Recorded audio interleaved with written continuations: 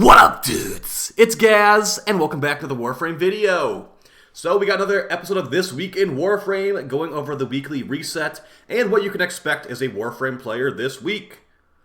Spoiler alert, there's really not much going on this week. I'm pretty sure DE actually just went on vacation, or is about to go on vacation, for their, end of the year vacation party. So don't expect too many things hotfix-wise this week, but we're going to go over what you can farm for as far as weekly resets.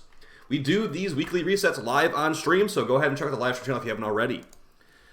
Starting off with the first weekly reset thing, we've got Teshin's rotation. He's got 30,000 endo for 150 steel essence. I would not recommend buying this, even if you're desperate on endo. You can farm this quite quickly, and 150 steel essence takes much longer than 30,000 endo most of the time. So, starting off with that, let's go and take a look at the Archon Sortie. The Archon Sortie is going to be a weekly sortie reset, and the way you get access to this is you need to beat the Veil Breaker quest, which is after the New War. So it's a pretty late game quest, but it does give you this access to this Archon Shard. So this week's going to be the Amber Archon Shard, which you can get casting speed, energy orb effectiveness, parkour velocity, basically utility stats from this. And if you do this Archon Hunt, a 20% chance it will be the Tau enhanced version. As far as mission types here, we've got Narmer missions, and we've got a Spy on Jupiter, a Interception on Jupiter, and then the final boss fight will also be on Jupiter. This Snake Archon does deal pretty decent toxin damage, so I'm going to recommend that you either play Revenant, which is, Revenant is pretty much the meta for this because he is just a cheese frame, or play a frame with a good amount of health and armor and survivability. For example, you could technically play a Naros for this with a big health pool. I've also played my Umbra Garuda build before. Hilariously, if you're using Quick Thinking, the toxin damage bugs out Quick Thinking, so it can still kill an Umbra Garuda with Quick Thinking, so keep that in mind. But yeah, pretty straightforward here. And then let's go over and check out Call. So yeah, Amber Shard from the weekly Archon. And as far as Chipper and Call, this will give you access to a non-Tau Shard once per week if you do almost all the challenges. So we do have a Crimson Shard at Chipper is his name. And this will give you power, strength, duration, blah, blah, blah. Depends what you choose to use it on. So pretty nice one here. The one basically considered the meta shard by most players. And he's got one of them. So that's great. And as far as the mission for Call, I'm not expecting anything too great here. Okay, so we got Prison Break. This is the longest mission. Let's hope that there's not the challenge to do it in 15 minutes. Okay. Thankfully, there's not the challenge to do it in 15 minutes. If you didn't know this, this mission takes about 12 and a half minutes, 13 minutes to beat if you're just blitzing through it. If you get a challenge that says complete it in 15 minutes, and then you have other challenges, it's almost impossible to do them all in one run. But thankfully, getting these all done in one run should be pretty straightforward. As far as the challenges for Prison Break this week, Deathless, complete the mission without dying and without becoming veiled. Blow up the node thing, destroy 5 immune nodes with command mode. That should be pretty easy. I'm trying to remember how many of them actually spawn. You might need to keep an eye out for those immune nodes because they're not required for the mission, I'm pretty sure. Defeat Vankra Tel.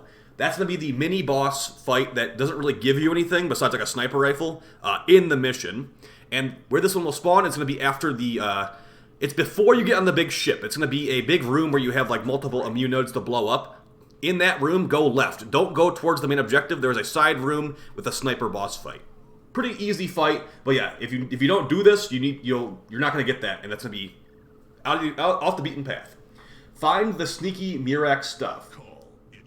Find and open 3 hidden caches. I think this might be a new challenge for me. I've never done this one. I'm expecting this to be really annoying, so yikes. Find the missing floof. So looks like we got lots of scavenger hunt stuff going on here. Find these immune nodes, find these caches, find the floof. The floof can be very hard to find. I'm just going to let you know from experience. It can be behind it might be behind an immune node in one of those rooms. So keep an eye out for that one. And then the last one, take out 10 enemies while you're on the dropship. This is pretty easy, but if you don't get it completed in one run, that's unfortunate because there's only going to be one dropship section of this mission. So they spawn more than 10 fighters, but just be paying attention to them to run this thing multiple times. A pretty annoying week it looked like. Let's go over the Nightwave. And keep in mind, I will have the new Nightwave anti-Eximus mod later tonight, so we'll see if it works on Mesa's pistols, which is pretty much the only thing I'm really caring about in this. Alright, so let's go over these challenges, though. So we'll start with the first of these weeklies. We got... Oh, wait, is this bugged out? Yep, they did it again. This weekly challenge is bugged out. It only gives you 1,500 rep. So look at this right here. Confiscate. Hijack a railjack cruise ship from the enemy. It gives you 1,500 rep. Look at this normal daily next to it. 3 Void Armageddon missions. 4,500 rep. So this is bugged out. I wonder if they're going to like compensate us. For right now, I'd say don't do the confiscate. They might be going on vacation though is the thing. I'd say for now, don't do the confiscate weekly challenge because it says 1,500 and you're supposed to get 4,500. Is it going to be the end of the world if you do it? No, but you know, if they do fix it before, maybe don't do it right away. But yeah, first challenge bug, hijack a railjack cruise ship from somebody. Not too hard to do. 3 Void Armageddon missions. Unfortunately, I feel like I have to do this just to get maximum rep. But yeah, that's going to be on the Zeramon. It's an over-designed mess of a game mode, so have fun with that one. 4,500 rep at least. Next one, unlock 3 relics. Really straightforward. Vault Raider, complete an Isolation Vault bounty mission, the Cambion Drift on Deimos. So yeah, just complete that. You can do the level 1 version if you really want to. Complete 4 different bounties in the Zeramon. 4 different bounties, so not the same bounty 4 times. 4 different bounties. So exterminate tier 1, exterminate tier 2, exterminate tier 3, exterminate tier 4, or whatever you end up going for. So yeah, that's a normal weekly. And as far as the elite weeklies, complete 8 railjack missions, which is, you know, going to go along with this one, to hijack a cruise ship. And the other last one is kill or capture an Eidolon Hydralist. This week is pretty involved, honestly. You got railjack, you got Eidolons, you got the Zeramon ship, and you also got Deimos subterranean bounties. So definitely the easiest challenge this week is the 3 relics, or I guess hijack the cruise ship. But like I said, it's bugged, so maybe don't even run this one yet. So yeah, pretty rough week for people that aren't super late in the game. As far as our credit offering store, though, let's see what we got here. Alright, so we got our evergreen stuff at the top, Lobon normal parts, Orc and Catalyst, blah blah blah. We got the Caliban helmet, which is going to actually take anomaly shards to craft. Hilarious. So look at these crafting requirements for this Caliban helmet. You need Narmer Isoplast, which drops from bounties. You need anomaly shards, which drops from the Sentient Anomaly, and then you need whatever this other stuff is too. So pretty rough to build that helmet, surprisingly. How about this new Styanax helmet? To take Argon Crystals and Star Crimson. Definitely a little bit easier than whatever this is. Narmer Isoplast. So you got new Styanax helmet, if that's interesting to you. Rest of the stuff. My favorite Anaros helmet is in here. It actually takes 5 Nightane to craft it. That's crazy. But yeah, this is literally called the Anubis helmet. I like that one. As far as aura mods, we actually have a lot of aura mods this week. Wow. Are they like compensating for something? So we got Pistol Scavenger, Energy Siphon, EMP Aura, Holster Amp, Steel Charge, and Corrosive Projection. I would recommend if you are a newer player, you don't have any of these, definitely get Steel Charge, definitely get Corrosive Projection, and definitely get Energy Siphon. These 3 are like some of the 3 best ones in the game. And then these other 3, Pistol Scavenger, EMP Aura, and Holster Amp. Actually, like more like EMP Aura and Pistol Scavenger are never ever used, and Holster Amp is like used sometimes. It's more of like a for fun thing. But I'd say definitely get these 3. Really, really good ones. Some of the meta for our Aura amps in this game, or Aura mods in this game, especially Steel Charge. Because it gives you more capacity than other ones. See how it says +9 on here? The other ones are +7. Steel Charge is unique, well, almost unique, where it gives you a ton of extra capacity and some melee damage, which is good too. As far as mastery fodder for this week, we've got the Plasma Sword Blueprint, the Dark Sword Blueprint, and the Heat Dagger Blueprint. If you want some mastery fodder, go for it. I think the Plasma Sword might be the slowest weapon in the game. Yeah, it is 0.667 attack speed. And then for the PvP augment mods, we still have a lot of them too. Wow, 6 of them. Power 3 for Ivara, Double Tap for the Latron, Focused Acceleration for the Tetra, Purging Slash for Excalibur, Purifying Flames for Ember, and Directive Convergence for the Supra. So, from my personal experience, the power of 3 for Ivara is okay, but I don't think it's really worth the slot.